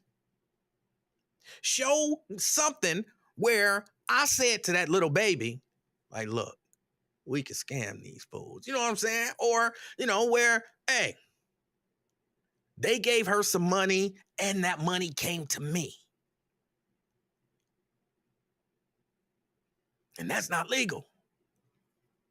Where I was tampering with something. Show us something that he did that's illegal. And if you like, well, won't none of that stuff come out until they go to court, then stop asking me to make a judgment until they go to court and we actually see some evidence. That's really all I'm saying. That's really it. We not coons. We not blocking for the white man or for the Democratic Party.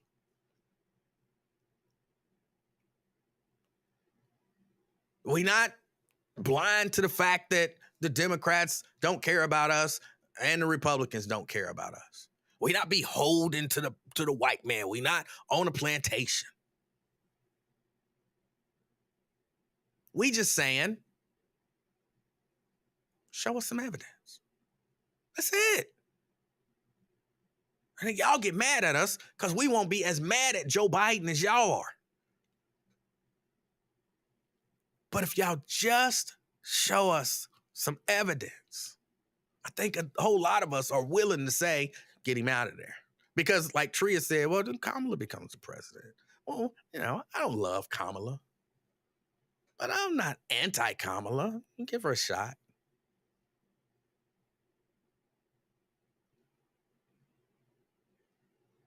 But stop trying to be mad at us and judge us for actually having an open mind. Because that's really all it is. We have an open mind. We're willing to listen. But y'all bringing nothing.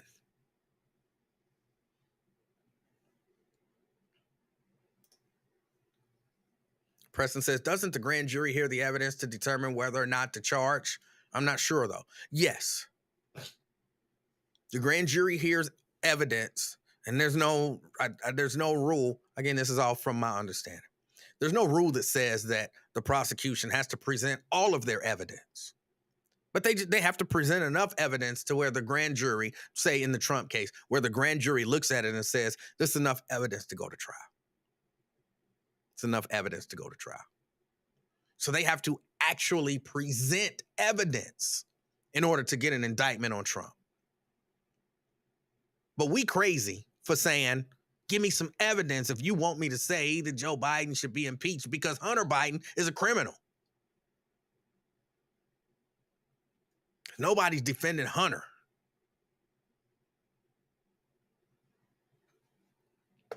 All right, did I read enough of that? Did I read enough? I think I read enough. Hold on, let me put myself here so I'm not that tiny anymore.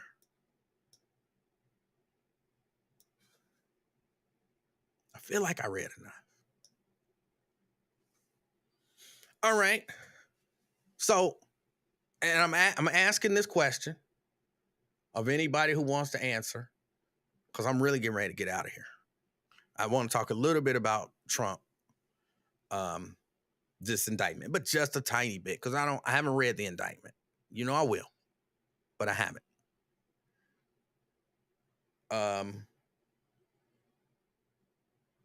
Wait a minute. Hold on. Let me do that. All right. There we go. But so far, just based on what I read, I mean, there's some other stuff. Again, like I said, you can go just search Biden family investigation if you're interested. All of this suppressed evidence,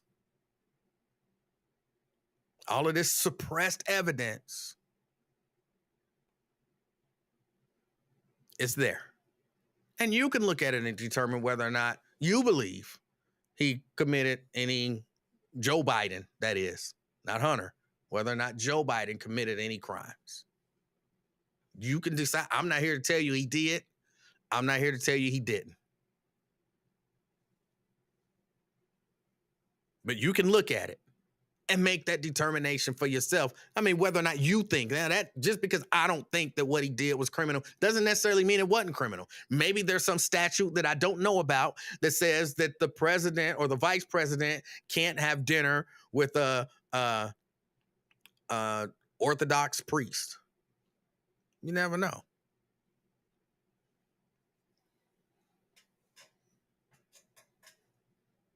But I want the people kind of checking this out to be aware that there's information out there. And then you determine, because a lot of this is just Mr. Archer. You got to determine, do I believe Mr. Archer? The things that he's saying, how much of this is his opinion? How much of it is actual fact? Is he making stuff up?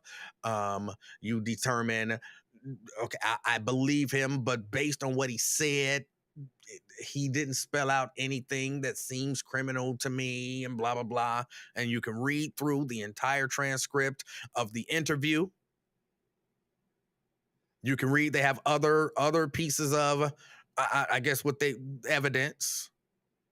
They have bank memos detailing payments to the Bidens from Russia, Kazakhstan, and Ukraine. I'll give you the cliff notes of that.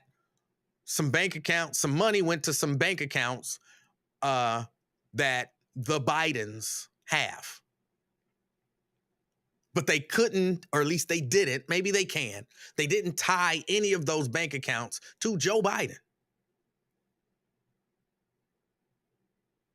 So that's like saying, y'all know me, I love my analogies. My daughter, her daughter, that little baby, my son and my other daughter, and some of my cousins got money from Capitol Records, from Epic Records, from RCA. They all got money. They went into accounts with the name Livingston on them. Does that mean I got any of that money?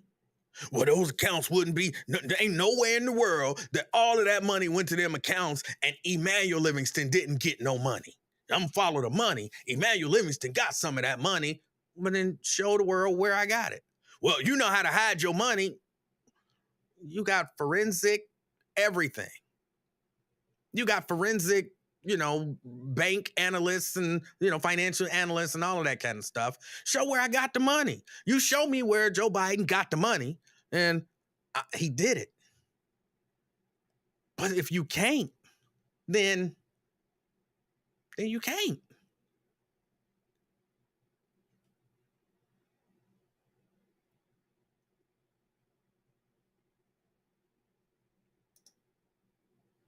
Beshka says nepotism is how rich white people rise to and maintain power. Trump definitely uses it and benefits from it. Both Biden and Trump have benefited from their privilege. Doesn't work that way for us, however.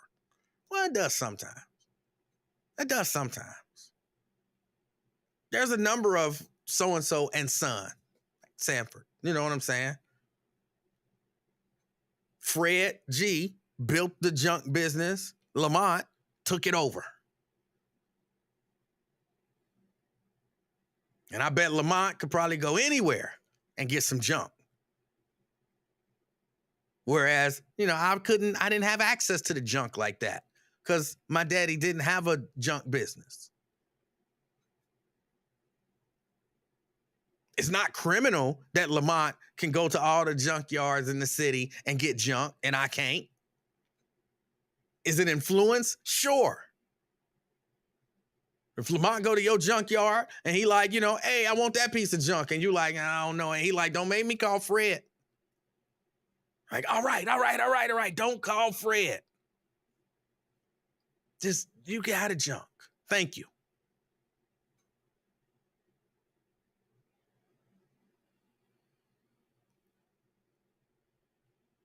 That's kind of what I see going on here until they show me something different. Janice says, how about Clarence Thomas? I want to see an investigation into that too. Look.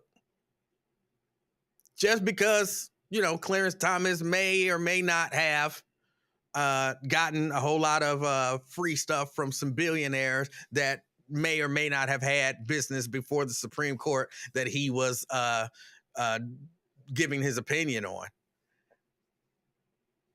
Show me some evidence. Again, just like I believe Joe Biden probably had his hand in the cookie jar. You got to catch him with his hand in the cookie jar, or at least find some crumbs on his, on his face or his hands. There's evidence that you was eating cookies. Same with Clarence. Even though he kind of admitting that he did what he did, but show me evidence that it compromised him. It is, I know it's unethical. It feels unethical, but, until somebody investigates.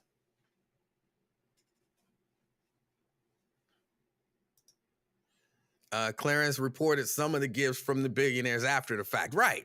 That's what I said. He admitted that he did some of what he did, and it feels unethical. But until somebody investigates and comes out and says, like, look, bro, that's unethical. We're going to impeach you for that. Do anybody really think Clarence Thomas is going to get impeached? I don't. I don't think he is. I think he good.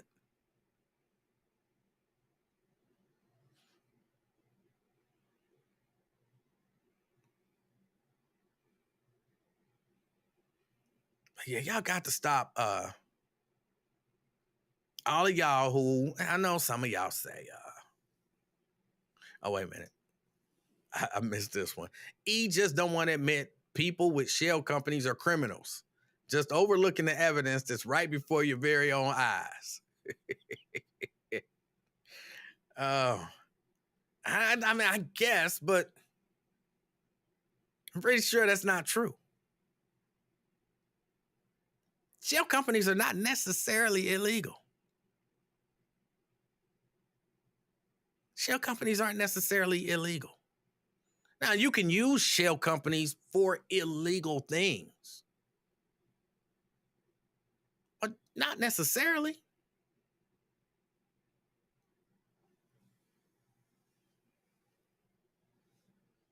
Not necessarily. So look, some people feel like anybody, any company that uses a shell company is a criminal. But I don't agree with that. But look, I could be wrong. So let me look something up.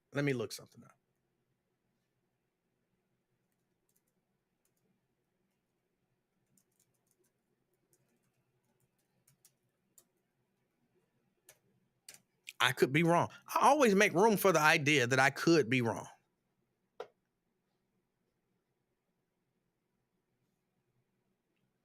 So let's see.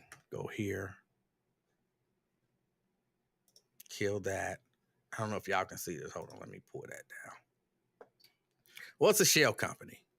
An inactive company used as a vehicle for various financial maneuvers to keep dormant for future use in some other capacity. All right.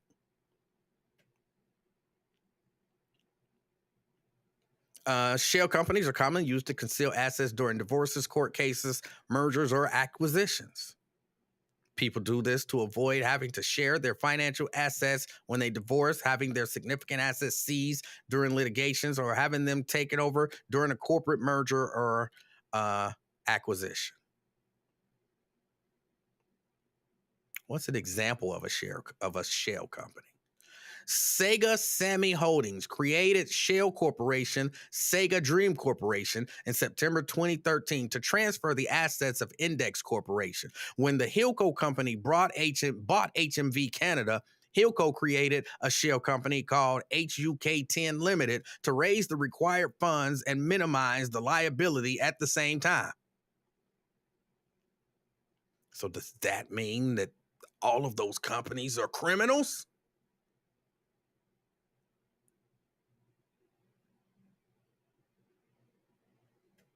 What's the benefits of having a shell company? Generally, they're used to obtain financing, maintain control over a conglomerate company, allows firms more favorable tax treatment, and occasionally facilitate money laundering as well as other illegal activities. That last part, I think you've got a slam dunk case if you're using it for illegal activities. But it was a few, legitimate activities ahead of that.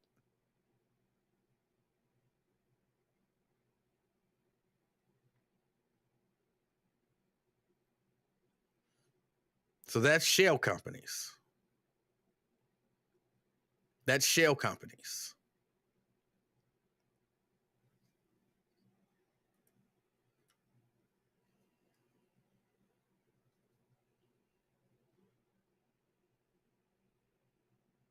Did the report detail all of the shells in the shell companies?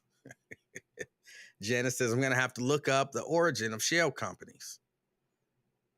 All of this stuff, you should look up all of this stuff. Look it up for yourself.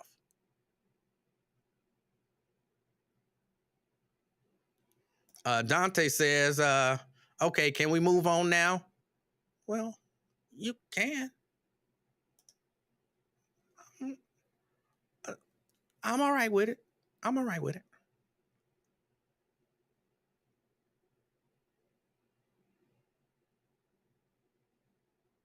So there's that. I don't know. You look this stuff up, research it, figure it out yourself. It's boring. It is. I know it's boring. You're talking about shell companies and what's legal and what's not legal, and whether or not evidence is important before people are convicted of crimes or impeached, and whether or not someone can have influence because of who they are, and if that makes the fact that they're influential illegal. And, it's not exciting. It's not exciting. We haven't been kiki-keying at all today. I get it. It's not exciting.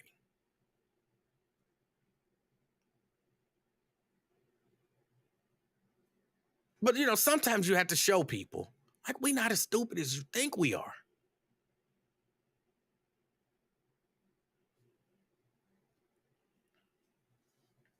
We can read. We can read. And we don't mind it. All right. Let's do this. There's this.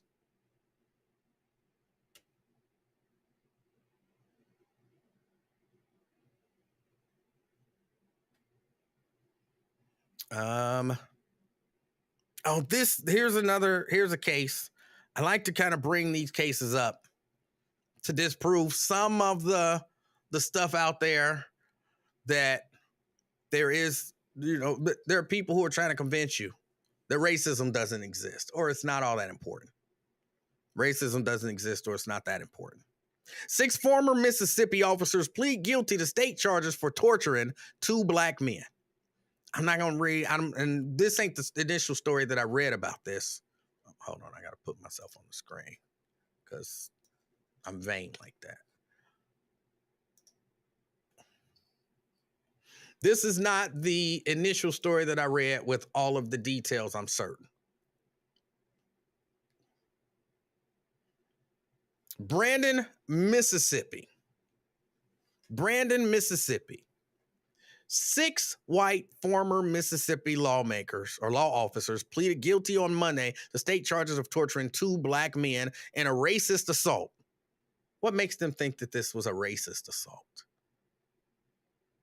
Everything ain't black and white. Everything ain't race. People always want to cry race. Race and race this and race that. Everything ain't race. All 6 had recently admitted their guilt in a connected federal case. In the gruesome crimes committed by men tasked with enforcing the law, federal prosecutors saw echoes of Mississippi's dark history, including the 1964 killing of 3 civil rights workers.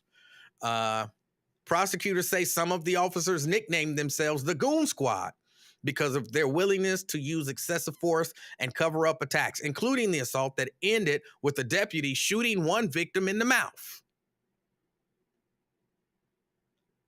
I don't know how much detail this is going to go into, but there are people who say, all this stuff ain't racial. People always, everything is racial. They say this ain't, this couldn't be racial. Couldn't be racial. In January, the officers entered a house without a warrant and handcuffed and assaulted the 2 men with stun guns, a sex toy, and other objects.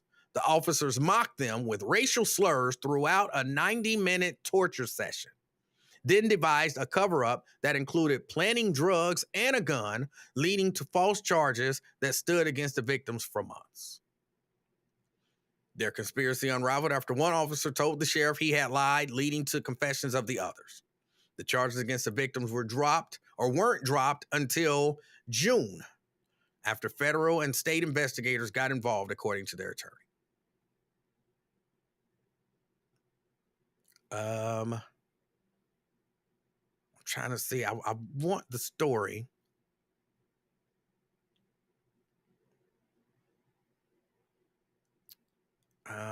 It's not showing me. It's not showing me the details of the story. And the other story that I saw gave me the details. Basically, it was these 2 dudes. Some of these details may be a little shady because I'm not reading it. It was these. Hold on, let me see. I should be able to find the story.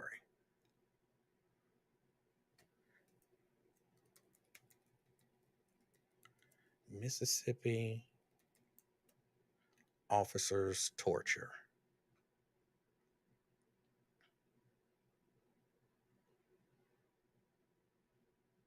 It might have been this story that I read.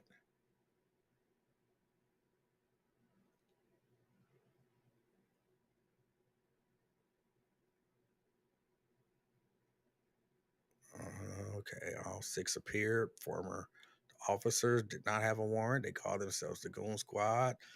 CNN reached out.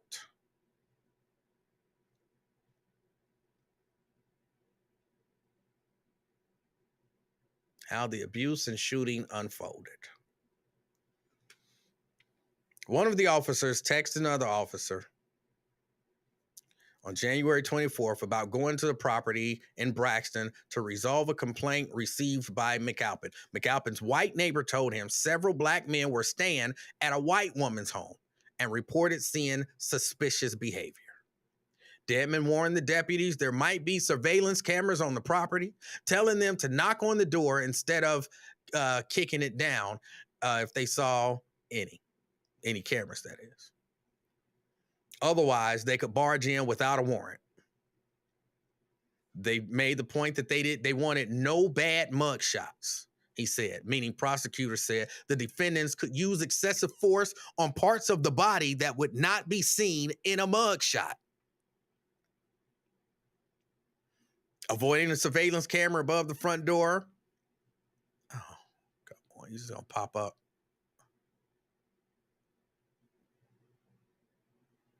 Where was it? How far did you drop down? Dedman, Updike, and Elward broke open the carport door while Hartfield kicked open the back door. They encountered Parker, one of the black men who was living there, to help take care of the woman who owned the property, and his friend Jenkins, who was staying there temporarily. Over the next 2 hours, the two men were subjected to grueling violence at the hands of the white police officers. They were repeatedly tased. Stop it. They were repeatedly tased and called racial slurs. And the officers poured milk, alcohol, and chocolate syrup in their mouths. That's kind of weird. Edward threw eggs at the men, and Dedmon poured grease on Parker's head, according to the document. Eventually, Edward removed a bullet from his gun, forced Jenkins onto his knees, and put the gun into his mouth. Edward fired the gun, which did not discharge. Then he racked the slide, put the gun back in his mouth, and pulled the trigger again. The bullet lacerated Jenkins' tongue, broke his jaw, and went out through his neck. According to the charging document, the officers then devised a cover story and discussed planting a gun Middleton had in his patrol car on Jenkins. Instead, Edward planted a BB gun, and the officers discarded one shell casing. Harfield threw the men's soiled clothes because they defecated on themselves. See, some stuff is missing. At some point during this, they had searched a portion of the house, and they found a sex toy, a dildo. And they were going to rape them with this dildo. But when they went to rape them, that's when they noticed that they had soiled themselves. And I guess to be hygienic, I don't know, they decided, well, they done doo-dooed on themselves, so we don't want to rape them with the dildo. They left that portion out of this story, but it was in the story that I read. So they threw the men's soiled clothes in the woods. They took a hard drive from the house's surveillance home before throwing it in a creek.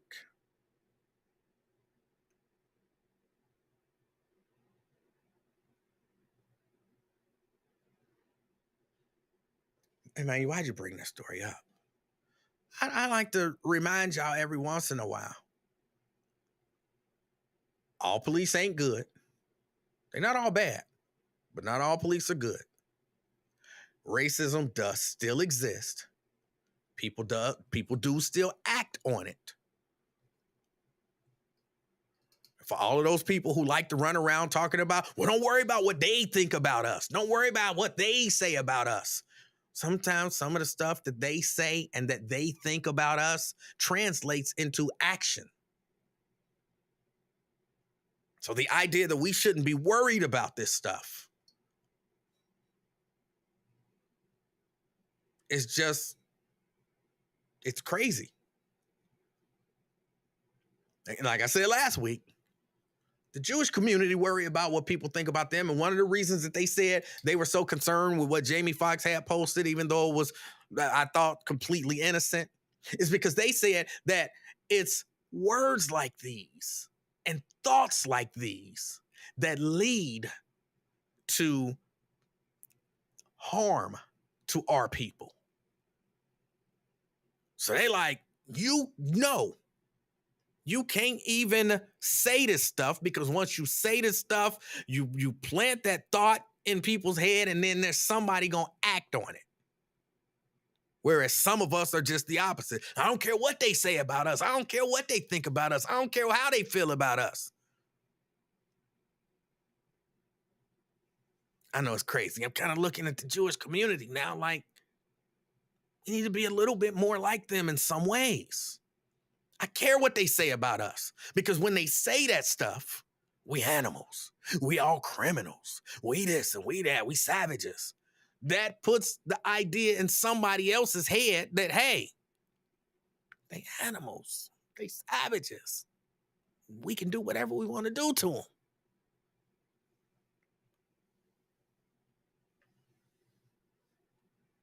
And to pretend, like, well, I know racism exists, but I'm not going to focus on it. That's cool. You don't have to focus on it. You don't have to focus on it.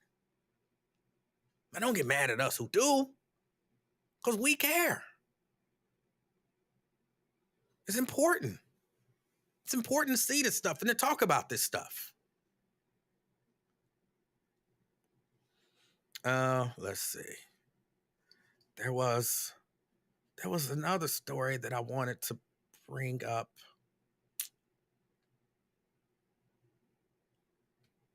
I don't know what it was. I thought I had it here, but I don't see it. Well, all right, y'all. My show is over. I want everybody to enjoy. I didn't really give you anything to celebrate. I want everybody to get up or get out, whatever, and enjoy the rest of your day. Enjoy the rest of your evening. Go have a good time or have a relaxing time. Sit back, kick it. I started watching this show, Reasonable Doubt. It's a show on I think I'm watching it on Hulu, but I might be watching it on Prime. I don't remember. Reasonable Doubt. Oh, my bad. So why am I so little? I didn't take the flying key off. I started watching this show, Reasonable Doubt. I don't love it. I don't love it. Hulu. Okay, it's on Hulu. I don't love it. I like legal stuff, legal dramas and all of that kind of stuff. This is more of a relationship-ish, like it's not necessary. I'm gonna watch it because I started watching it, and I started watching it with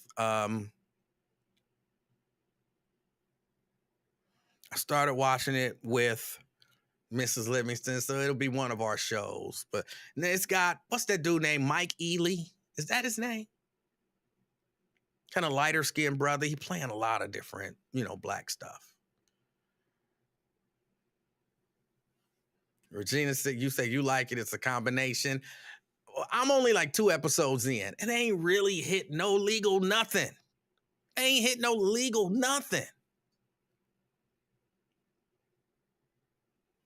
Michael Ealy, that's his name. But I'm watching it. I'll keep y'all. I try to do spoil-free stuff. If I had to either recommend it or not recommend it, I would say if you're a woman who like, steamy sex scenes, it might be for you. Relationship drama and steamy sex scenes is for you. If you like legal drama stuff, not so much. Not so much.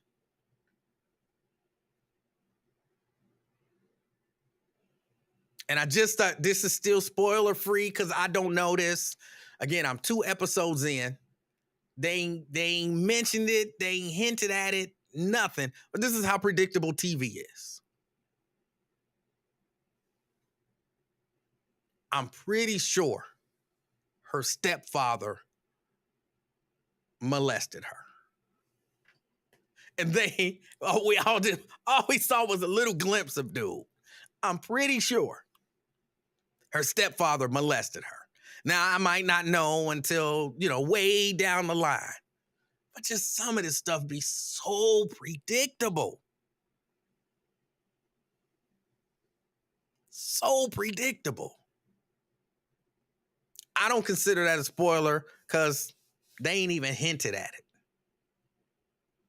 I'm just watching it. And in the first 2 episodes, again, we've seen one quick glimpse of him. And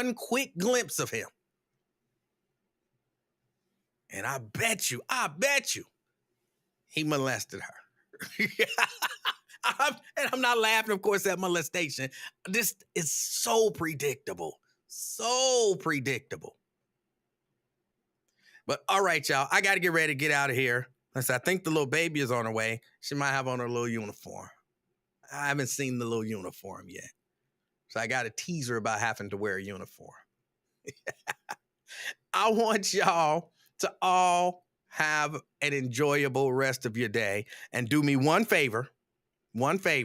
If you interact with anyone else, be the reason that somebody smiles today. All right? Till next time, my name is Emanuel Livingston. I'm out, y'all. Peace.